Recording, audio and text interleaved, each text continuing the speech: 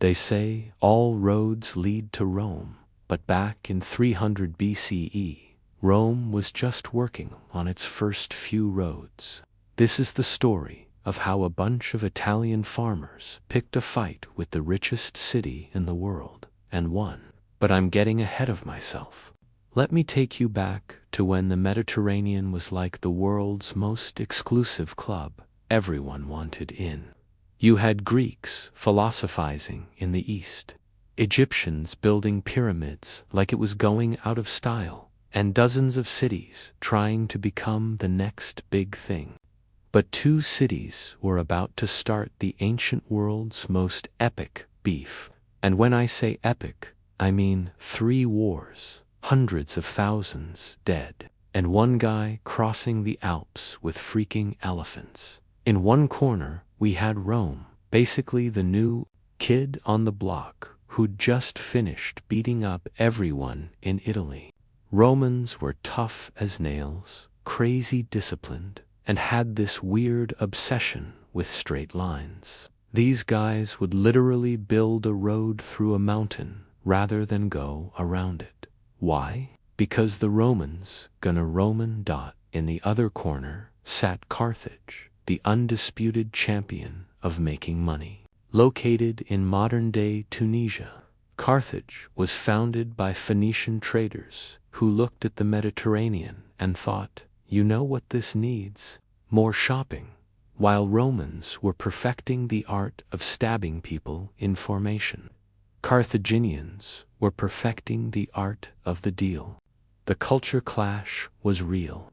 Romans were soldier farmers who thought the sea was just a big, salty inconvenience. Their navy, practically non-existent.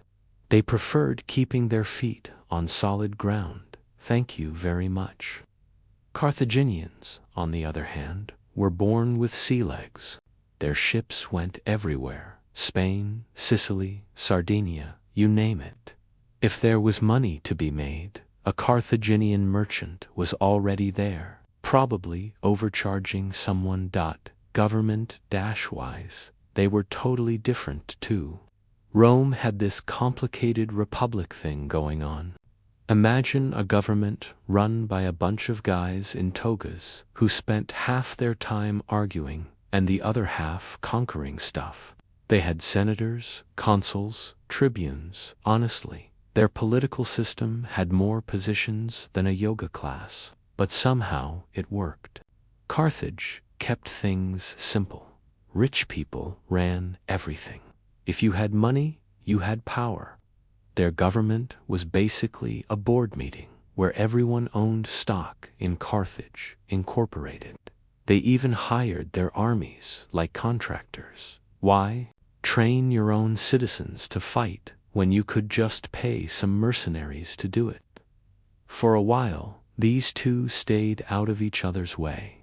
They even had treaties, basically ancient versions of "you don't touch my stuff, I don't touch yours."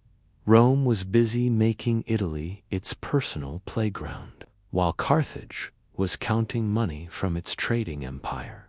But here's the thing about empires. They're like sharks. They gotta keep moving, keep growing, or they die. And by 264 BCE, both Rome and Carthage had grown so much that they were bumping into each other. The Mediterranean suddenly felt way too small for two superpowers. The spark that would light this powder keg. A little island called Sicily, sitting pretty between Italy and Africa. Both sides wanted it. Neither would back down.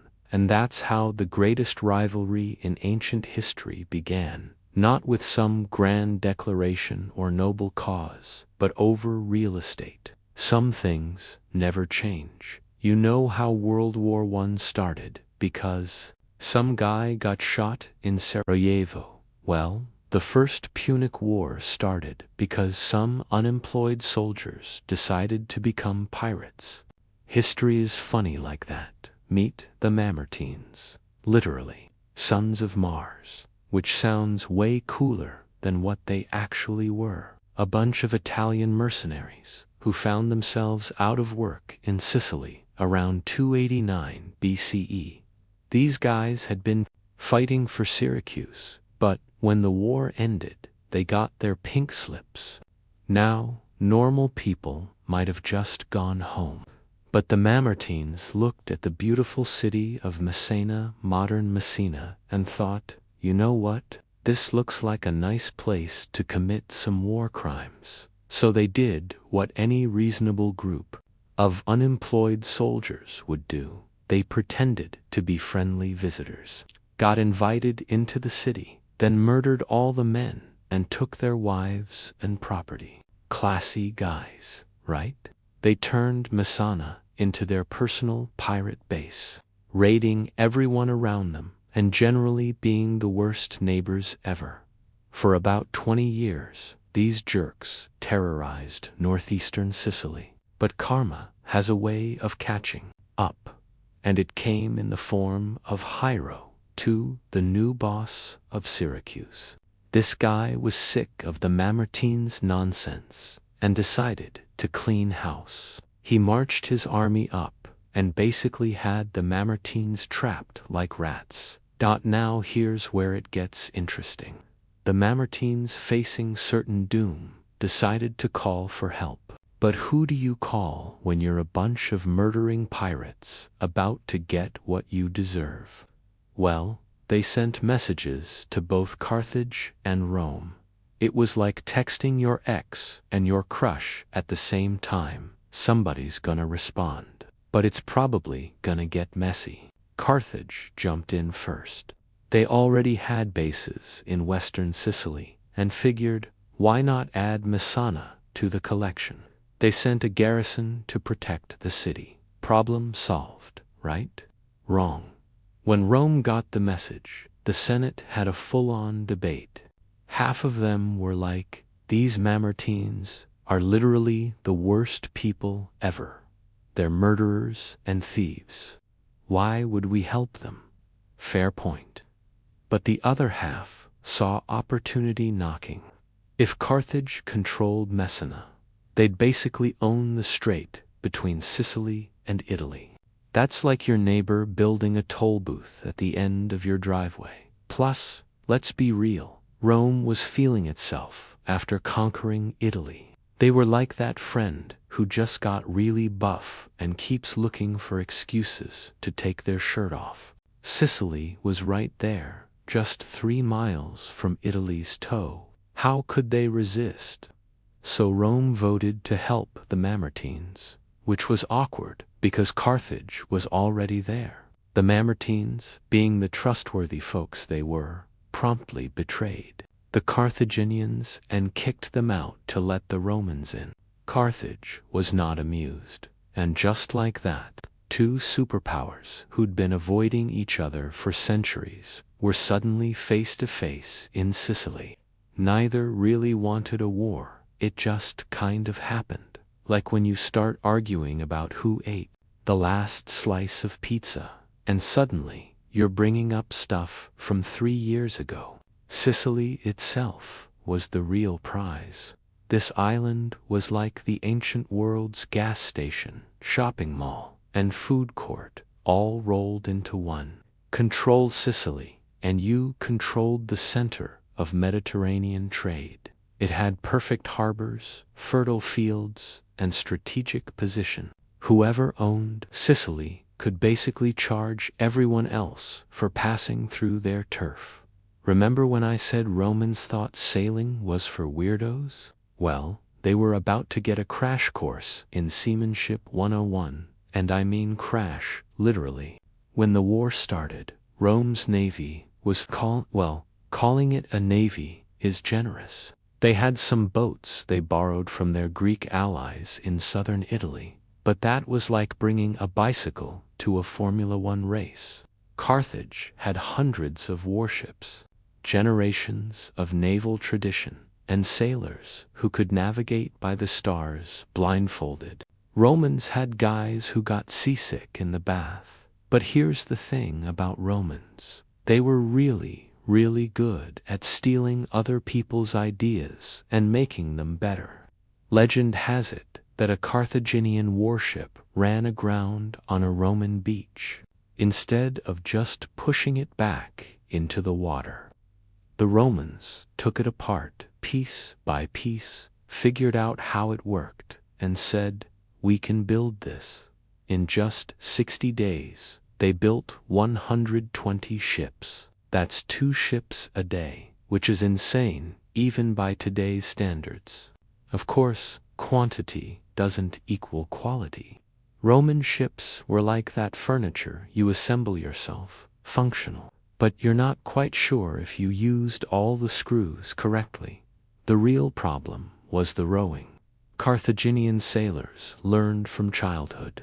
Roman recruits were farmers who'd never seen the ocean. So the Romans did what any reasonable person would do. They built rowing machines on land. Imagine hundreds of guys sitting on benches in a field, rowing imaginary boats. The neighbors must have thought they'd lost their minds. But the Romans' real genius move was the corvus, literally the raven.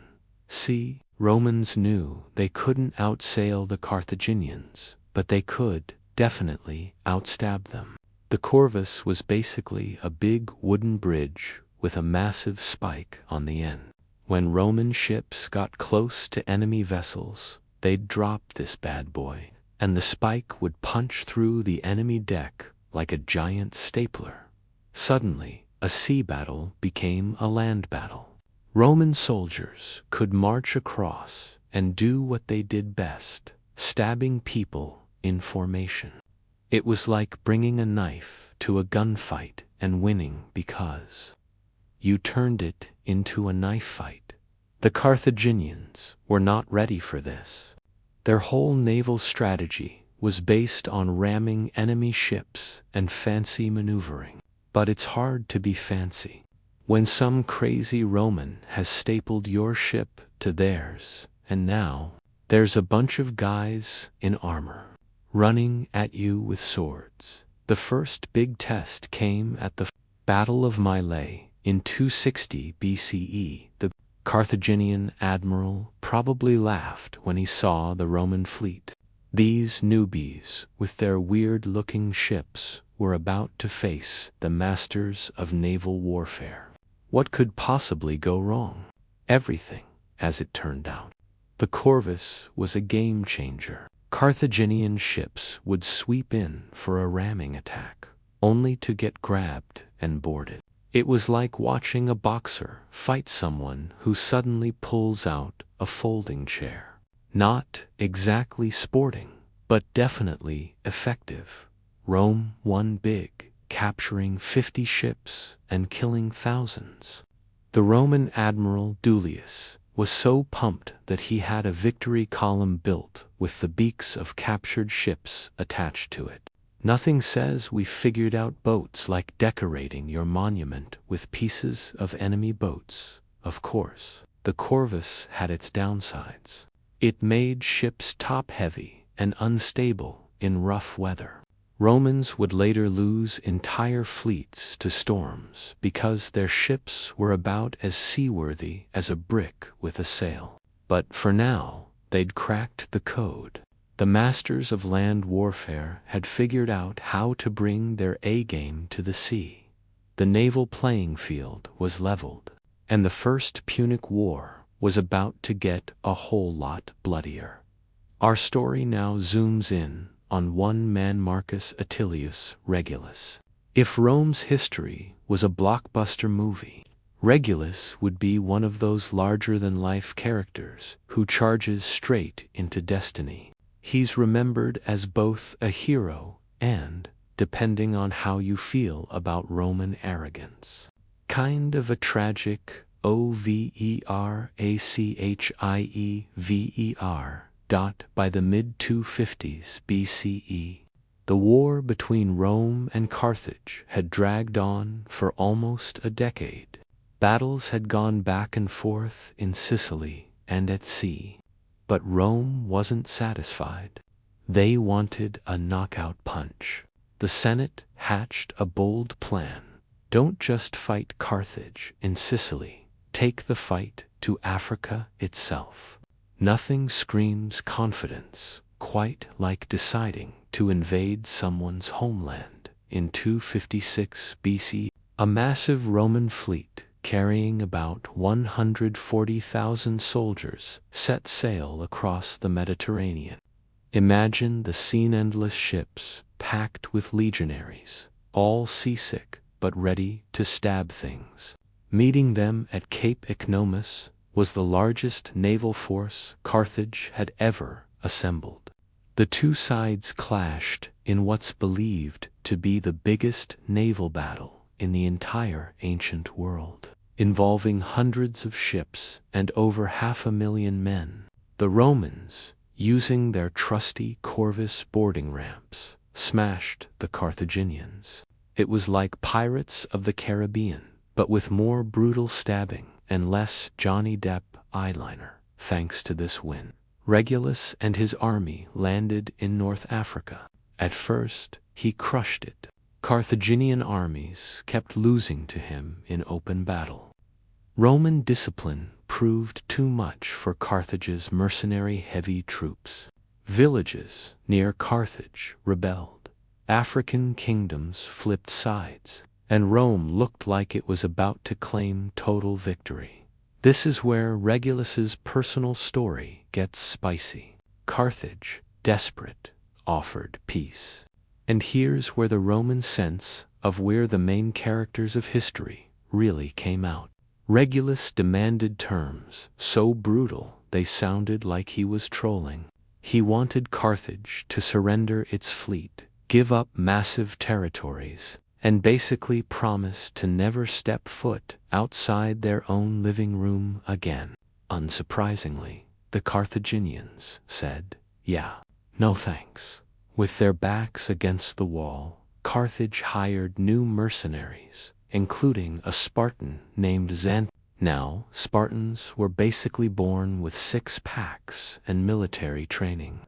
So, when Xanthippus took command, he whipped Carthage's troops into fighting shape. The rematch with Regulus in 255 BCE was a completely different story. Carthage unleashed its terrifying war elephants. Huge gray tanks with tusk sand smashed the Roman legions. The Romans panicked and were trampled or cut down. Regulus himself was captured. Out of 15,000 men, only a couple thousand made it back to their ships. Ouch. Now, here's the legendary part. Years later, Carthage supposedly sent Regulus back to Rome as part of a prisoner exchange deal, making him swear an oath to return if peace wasn't made. Back in Rome, he stepped into the Senate and twisted them not to accept peace at all. Regulus basically condemned himself, urging Rome to keep fighting rather than give Carthage a break. True to his word, he returned to Carthage, even though he knew it would mean certain death.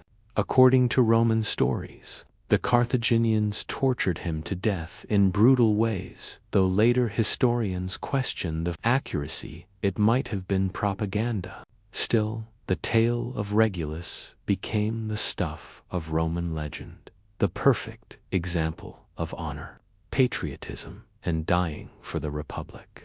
Or, depending how you look at it, he was the guy who could have gone free and instead said, "Nah, I'm good.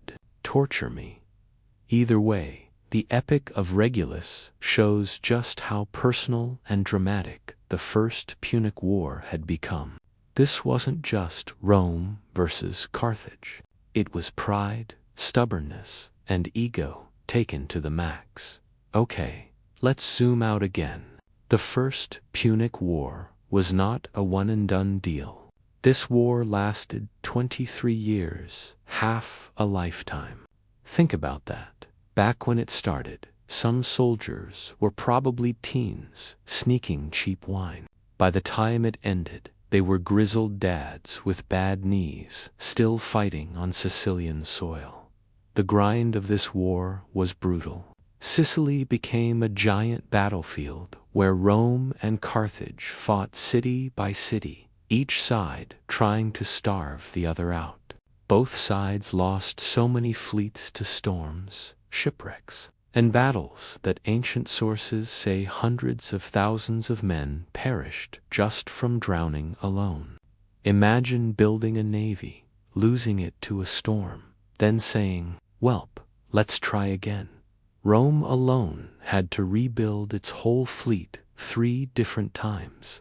Talk about persistence. By the 240s BCE, though the Romans had finally gotten the upper hand, Carthage was running out of money. Their hired mercenaries were getting impatient for paychecks, and citizens were exhausted. The Romans, meanwhile, dug deep into their piggy banks. Wealthy families literally funded another new navy out of their own pocket.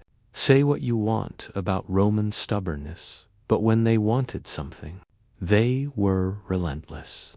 The decisive moment came at the Battle of the Aegates Islands in 241 BCE. A Roman fleet trapped the Carthaginians trying to resupply their troops in Sicily.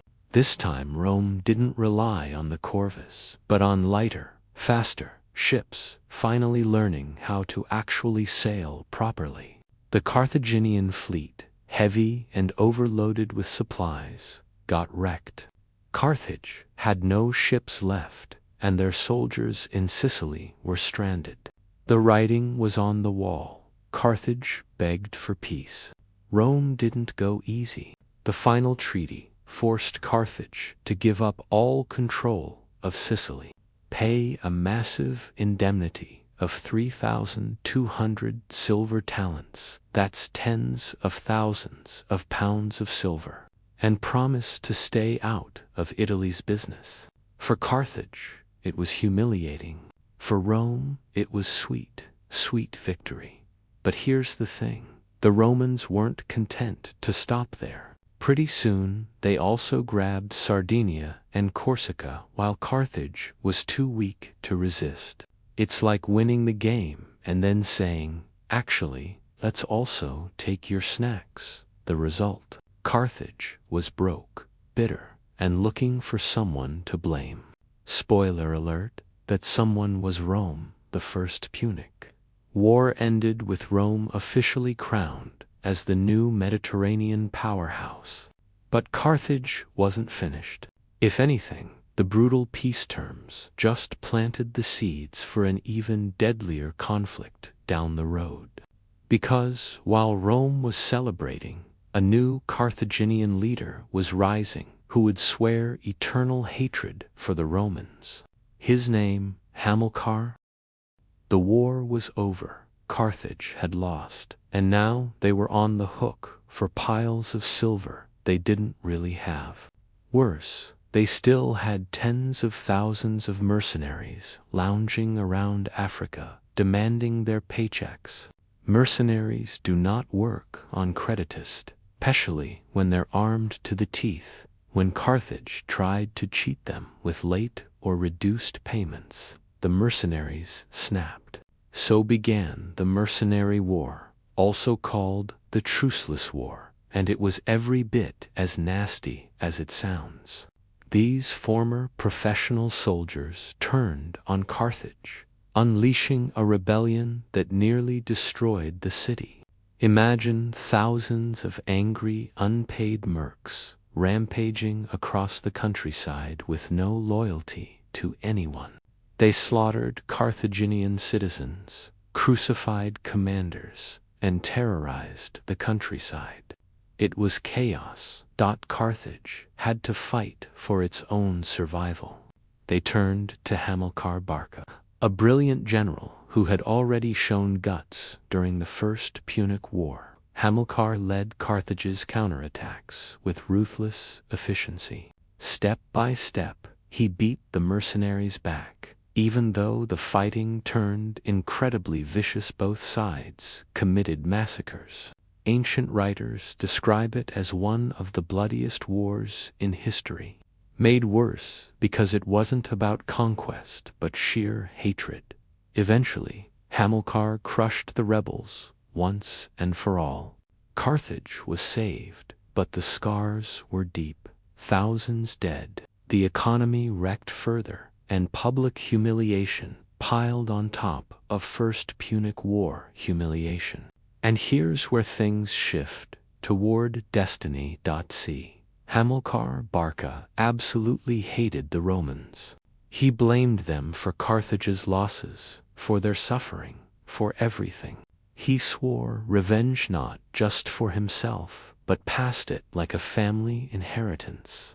He took his young son, Hannibal, when he was about 9 years old, up to a Carthaginian temple. There, he made the boy touch the altar and take an oath. Never be a friend to Rome. Chilling, right? Imagine being a kid, your dad glaring at you, saying, "Son, your life's mission is to hate those guys forever." No wonder Hannibal turned out the way he did. Hamilcar then set about rebuilding Carthage's strength not in Africa, but in Spain. It was far from Rome's watchful eye, rich in silver mines, with plenty of local tribes to conquer. It was the perfect place to build a new power base. Young Hannibal grew up on campaign by his father's side, learning the art of war and soaking up that fiery hatred of Rome like a sponge. So when the First Punic War ended, Rome thought the story was finished. But really, it was just the end of Act 1, thanks to Carthage's losses, her brutal mercenary war, and Hamilcar Barca's rising star. The stage was being set for an even greater showdown. A clash that would make the First War look like a warm dash-up, because one day, that little boy Hannibal would march elephants across the Alps and shake Rome to its very foundation. When the dust settled from the First Punic War, Carthage was battered but not broken. Sicily was gone. Sardinia and Corsica had been swiped by an opportunistic Rome, and Carthage had been beaten into paying Rome's giant silver piggy bank of an indemnity. The city needed a comeback story, and the man to make it happen was Hamilcar Barca. If Rome had its Scipios, Carthage had its Barcas. Barca meant thunderbolt, and the family certainly lived up to that electrifying name. While Carthage's old, cautious politicians were licking their wounds, Hamilcar had a bolder idea. If Rome took Sicily, fine. We'll just build a brand new empire somewhere else, and where better than Spain? Spain, or Iberia, as the ancients called it. It had fertile land, tribes to recruit as allies or enslave, depending on Carthaginian mood, and, most importantly, mountains full of silver.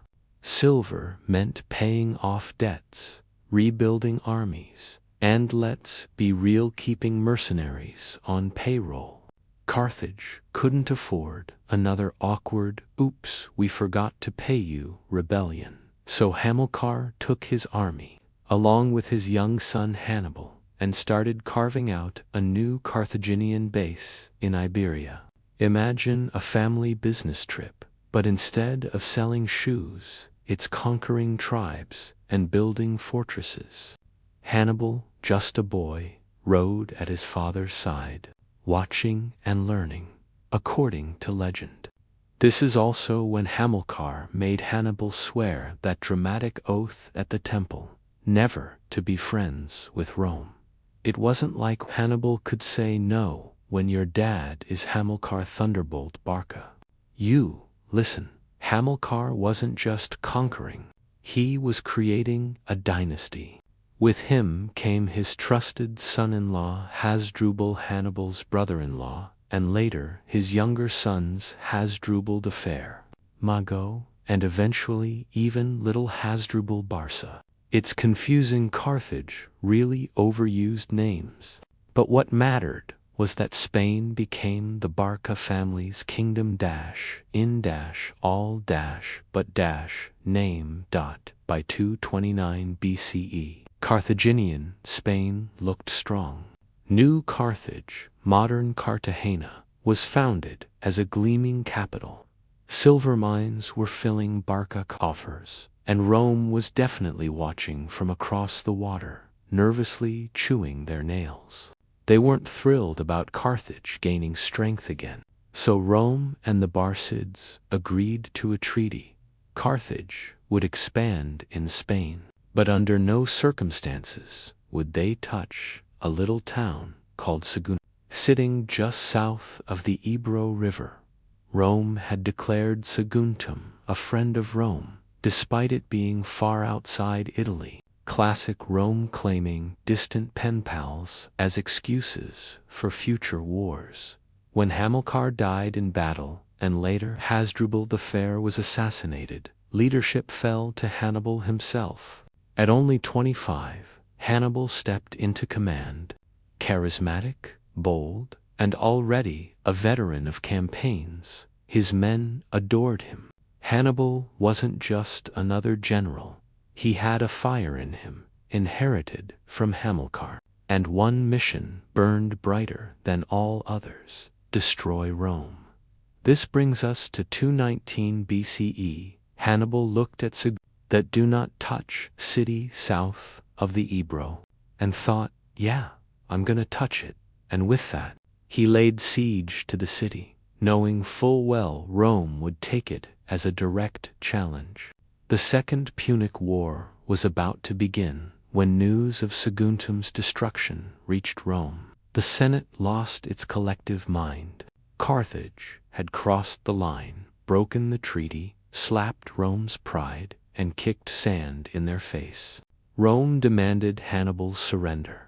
Carthage shrugged and basically said, "You want him. Come and get him." And so, the Second Punic War erupted. Most generals assumed this meant Hannibal would stay in Spain and defend, or maybe sail to Sicily.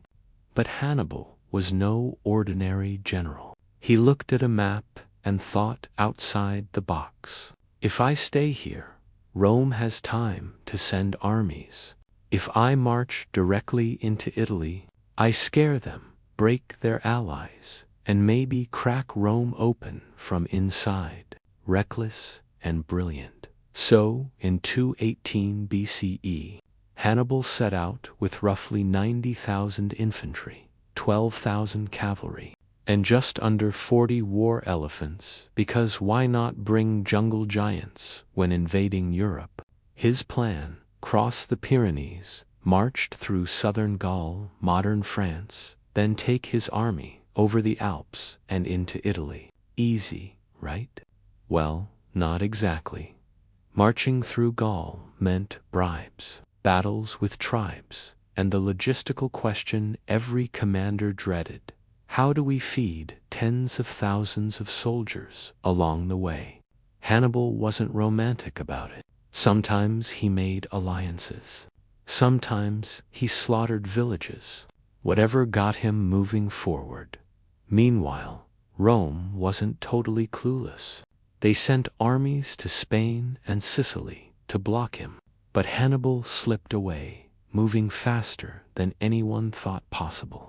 By autumn, he stood at the foot of the Alps with his men, staring up at the snowy peaks. Behind him were restless Gauls. Ahead of him, blizzards, avalanches, cliffs, and tribes ready to kill anyone dumb enough to try crossing. No sane man would have attempted it. But Hannibal wasn't sane, he was Hannibal. And so began the legendary Alpine crossing. Picture it, thousands of soldiers slogging upward through icy passes. Soldiers carried supplies on their backs, horses skidded off cliffs, and snowstorms blinded whole columns.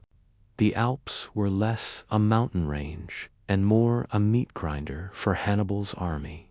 On top of the terrain itself, hostile mountain tribes lurked at passes, ambushing Hannibal's soldiers from cliffs with rocks and arrows. Sometimes Hannibal outsmarted them with night marches. Sometimes he had to fight his way through. The elephants majestic, but absolutely miserable in the men froze, starved, and fell in avalanches. Some chronicles say soldiers literally pulled war elephants up icy slopes with ropes like an ancient extreme sport gone wrong.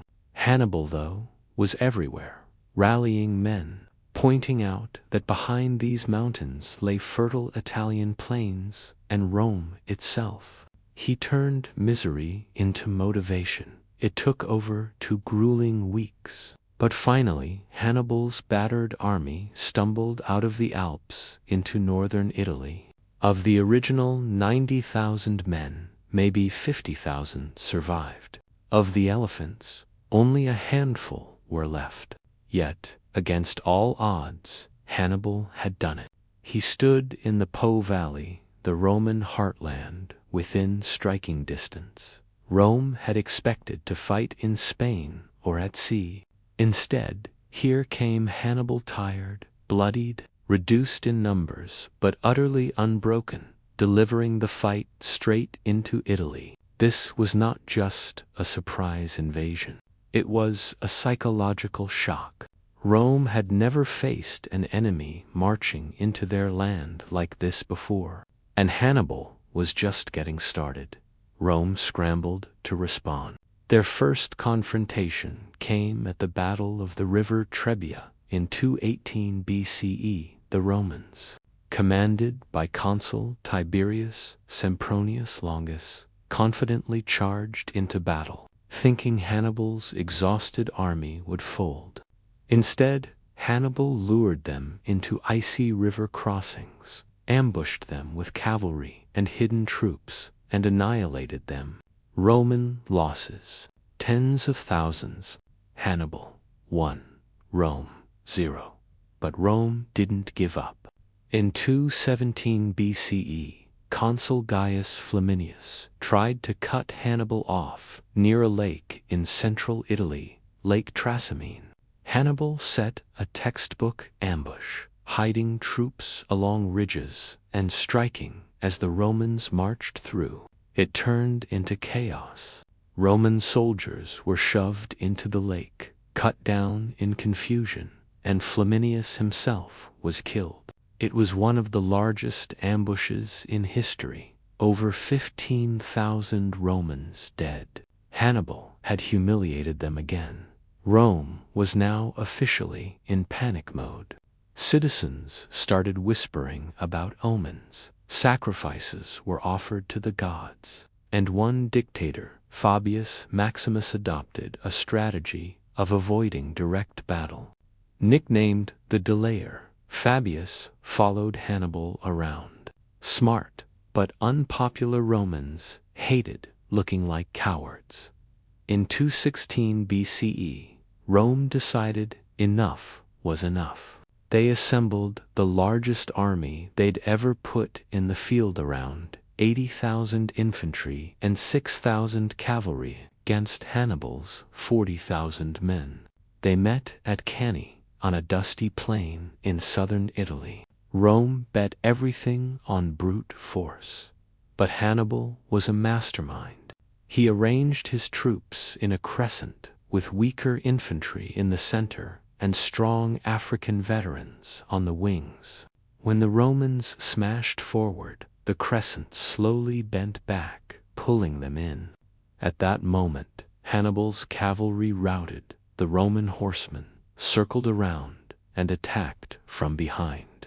Rome's giant army was surrounded on all sides in a perfect double envelopment. The slaughter was unthinkable. Out of 80,000 Romans, around 50,000 to 60,000 were killed in a single day. Senators, consuls, knights, the cream of Roman society, were lying dead on that field. Cannae was the ultimate nightmare for Rome, and the ultimate masterpiece for Hannibal. Military commanders still study it today as the classic Battle of Encirclement. After these 3 disasters, Trebia, Trasimene, and Cannae, Rome was shaken to its core. Allies defected to Hannibal. The Republic seemed on the verge of collapse. But somehow, Rome's stubbornness, that almost suicidal refusal to quit, kept them going. They would adapt, survive, and eventually take revenge. But, for now, Hannibal was the master of Italy, so, by 216 BCE, Rome had experienced something it wasn't really used to. 3 catastrophic defeats in a road trivia, Trasimene, and then the mother of all disasters, Cannae. Imagine an entire superpower getting curb-stomped into the dirt within the span of just a few years. For Rome, it felt like the end was coming. Worse still, Hannibal wasn't marching home after his victories. He was still roaming around the Italian countryside, like some terrifying Airbnb guest who refuses to leave. Every few months word came in, another city defecting to Hannibal, more allies switching sides, fortresses crumbling. Apulia, Campania, even Capua, second largest city in Italy, ditched Rome. It was like the Republic was bleeding out on the floor. Rome needed a new strategy. Enter Quintus Fabius Maximus Verrucus. The guy's full name was a workout, just to say. But he eventually got a better nickname, the Delayer. The Senate made Fabius dictator, basically Rome's break glass in case of emergency leader. But Fabius didn't do what Romans expected. Normally, Roman generals responded to threats by charging full force with swords, blood, and heroic speeches.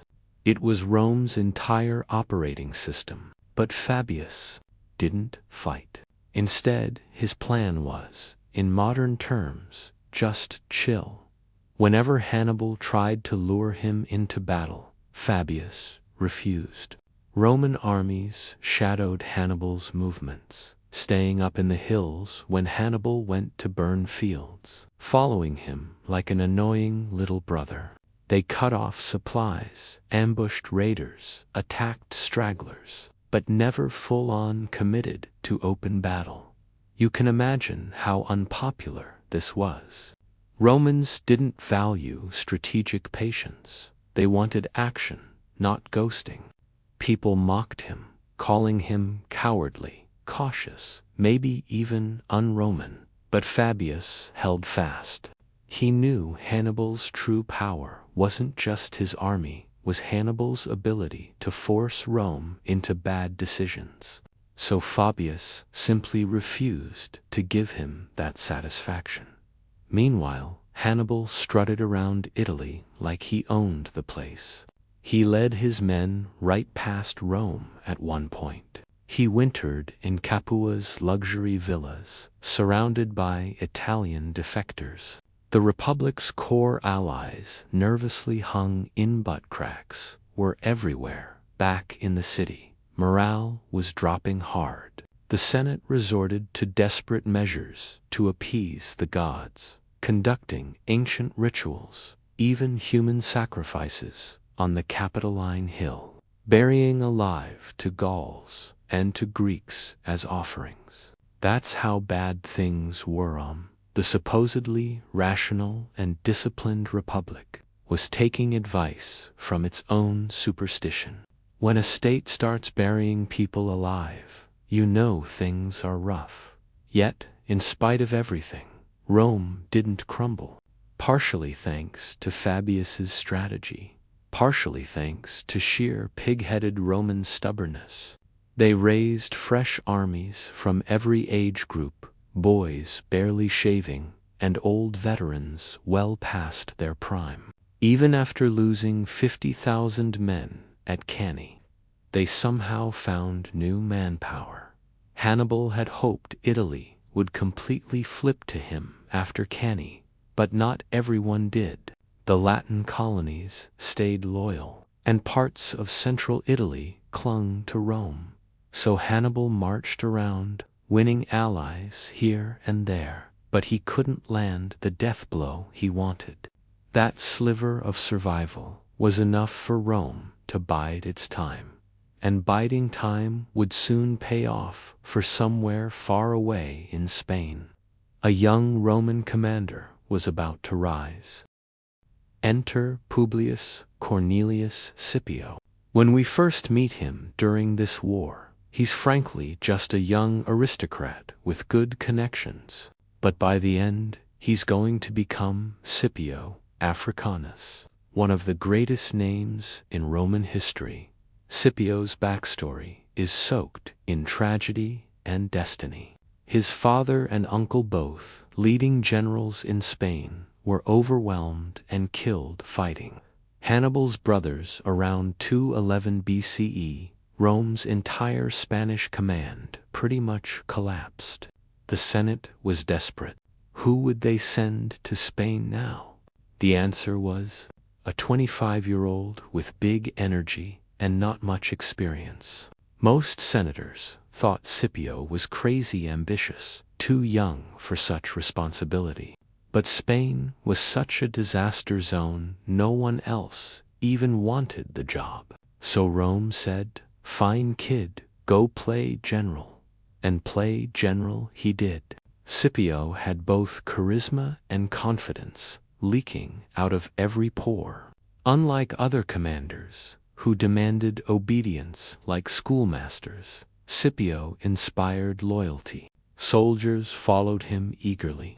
He also had something Hannibal had, that dangerous gift of thinking creatively. Within a short time, Scipio scored his first major coup, New Carthage. In 209 BCE, Scipio launched a lightning attack on the Barca family's shiny Spanish capital. With daring maneuvers and knowledge of tides, he stormed the city, captured its garrison, and cut Carthage's supply lines in Spain. Hannibal, still in Italy, suddenly found himself with a crumbling base back home. Over the next few years, Scipio systematically dismantled Carthaginian Spain. He shrewdly courted Iberian tribes, playing politics as Hannibal once had. Key chieftains like Massinissa, later becomes very important, shifted allegiance from Carthage to Rome, recruiting new allies and crushing Carthaginian armies. Scipio wrestled Spain completely under Roman control. By 206 BCE, Carthage's dream empire in Spain was basically toast. Hannibal's brothers were dead or defeated. Mines and silver and manpower were gone. Hannibal was still fighting in Italy, but without steady reinforcements, his campaign was doomed to slowly burn out. His army was stuck, cut off. Scipio had proved himself a star. But he wasn't content to just clean up Spain. He wanted to end this war decisively, and boldness ran in his blood. He pitched a daring new plan to the Senate. Let's take the fight to Africa. Strike Carthage at home, force them to recall Hannibal, and crush them once and for all. The Senate considered this reckless, but Scipio's string of victories made him tough to deny. So Rome gave him permission, albeit reluctantly. And in 204 BCE, he sailed across to North Africa with an army. The game was about to change when Scipio landed in Africa. His arrival electrified the region. He didn't just wage war, he waged diplomacy. Remember that Numidian prince Massinissa? He happily joined Scipio's side, bringing strong cavalry forces that would prove decisive. Scipio was building an anti-Carthage coalition right in Carthage's backyard. Carthage panicked. Their home soil hadn't been threatened this way since Regulus decades earlier. They quickly summoned Hannibal back from Italy in 203 BCE. Almost feel bad for him. After 15 years marching up and down Italy, winning spectacular victories, he was finally recalled home, forced to leave the prize just out of reach. But duty was duty. So in 202 BCE, on the plains near a town called Zama, two titans met, Hannibal Barca, now older but still deadly, versus Scipio Africanus, the rising Roman genius. It was one of those rare confrontations history geeks drool over, like Ali versus Frazier, Beethoven versus Mozart, or Batman versus Superman, but with real consequences. Hannibal had about 40,000 men and 80 elephants. Scipio had perhaps 35,000 infantry and 6,000 cavalry, bolstered by Massinissa's Numidian. Hannibal's tactic was classic: unleash the elephants to smash the Roman formations, while his battle-hardened veterans moved in behind. The elephants charged, but this time Scipio was ready. He had drilled his troops to open corridors in the lines, letting the elephants run harmlessly through without flattening entire centuries of men. Many beasts panicked, turning back and even trampling their own Carthaginian troops. First advantage, Scipio. As the infantry lines clashed, Scipio's untested younger troops struggled, but he had kept his veterans in reserve. Hannibal, who still had his legendary corps from Cannae, fought fiercely. The line seesawed. But then the cavalry. Scipio's alliance with Massinissa paid off. Roman and Numidian horsemen routed Carthage's cavalry and circled back to slam into Hannibal's army from behind. Dacia, Vutha, master of encirclement, was now being encircled himself. Hannibal's men were trapped in a pocket just like he had once trapped the Romans at Cannae. Only this time it was Carthage that was shredded. Hannibal escaped alive, but his army was destroyed. Carthage had no choice. They sued for peace. Rome dictated brutal terms. Carthage gave up its fleet, paid a massive indemnity, and promised never again to wage war outside Africa without Roman permission. Hannibal, the legend, had finally been checkmated by Scipio, who now claimed the agnomen Africanus for his triumph. The Second Punic War was over. Rome had survived its darkest hour, and Hannibal was immortalized victorious in spirit, but defeated in reality. After Zama, Carthage was a shadow of itself. The war elephants were gone, its fleet cut down to practically nothing, economy battered.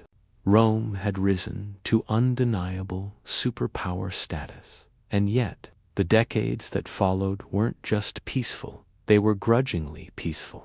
Carthage quietly rebuilt, paid off debts faster than expected, turned into a prosperous trading hub again.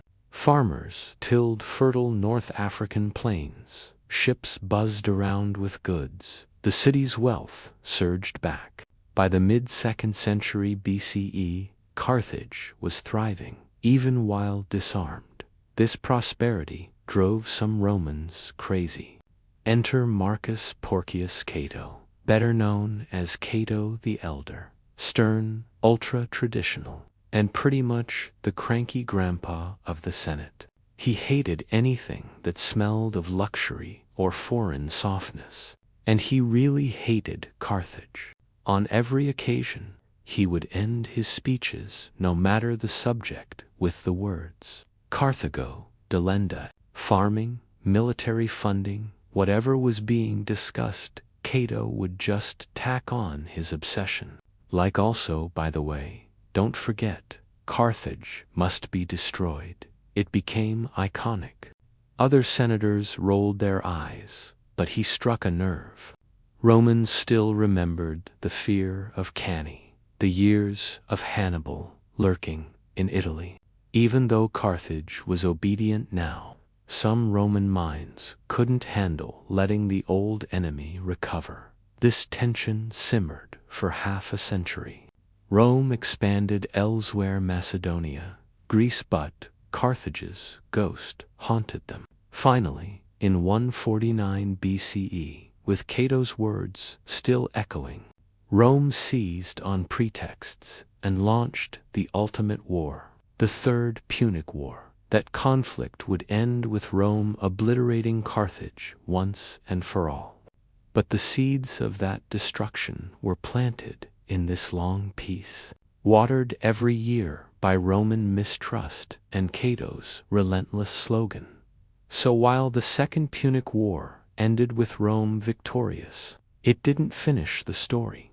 It merely opened the door for round 3 and the most complete annihilation of a city ever seen in the ancient world.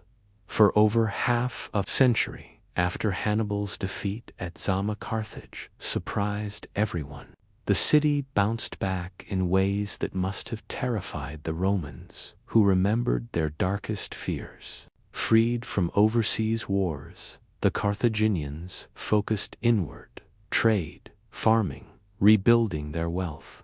Carthage was disarmed, yes, but economically, it became richer than ever. By 151 BCE, their economy was so strong that the indemnity payments Rome had imposed after the Second Punic War were not only fully paid off, they were ahead of schedule. And this is what really annoyed Rome. See, when you leave your rival alive but disarmed, you assume they'll stay pathetic and weak. Carthage didn't get the memo. Markets overflowed. North African fields produced enough grain to feed whole cities, and the once beaten Carthaginian merchants were thriving again. For decades, conservative Roman senators grumbled about it. Leading the grumpy charge was Marcus Porcius Cato, Cato the Elder, who, as we mentioned earlier, ended every speech with Carthago delenda est. Carthage must be destroyed. The man could have been debating olive oil prices or sewer systems, and he'd tack on, oh, and also, hey, burn Carthage to the ground.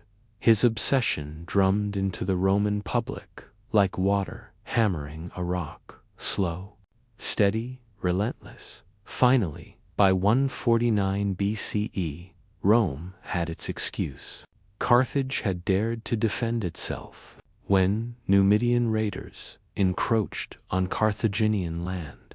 The Carthaginians struck back without first asking permission from Rome. That was all the justification Rome needed.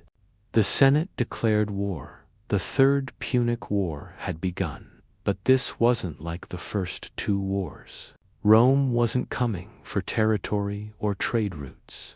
This was extermination. When Scipio Aemilianus, the adopted grandson of Scipio Africanus, no less led the Roman legions to Africa, their mission was simple. Carthage would cease to exist. The siege began. Romans demanded Carthage surrender hostages, then weapons, then outrageously that they abandon their own city and move inland to become a farming town.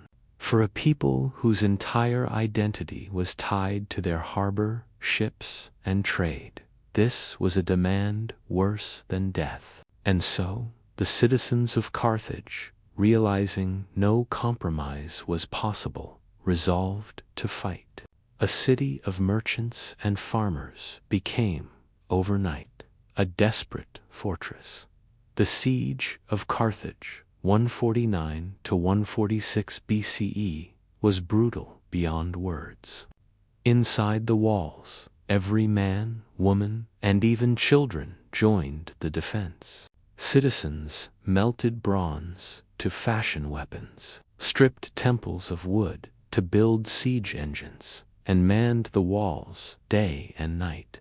Household doors became shields, tools became spears, rooftops became snipers' nests. Carthage, once the wealthiest city in the Mediterranean, had been transformed into a giant urban war machine. Rome, for its part, threw in everything. Siege towers, mounds, battering rams. They encircled the city by sea and land. Months dragged into years. The streets of Carthage became nightmares of hunger and disease, yet the citizens would not surrender. From the massive harbor, Carthaginian sailors made daring breakout attempts, burning Roman ships. From the alleys and rooftops, civilians rained down arrows and stones. It was resistance at its fiercest.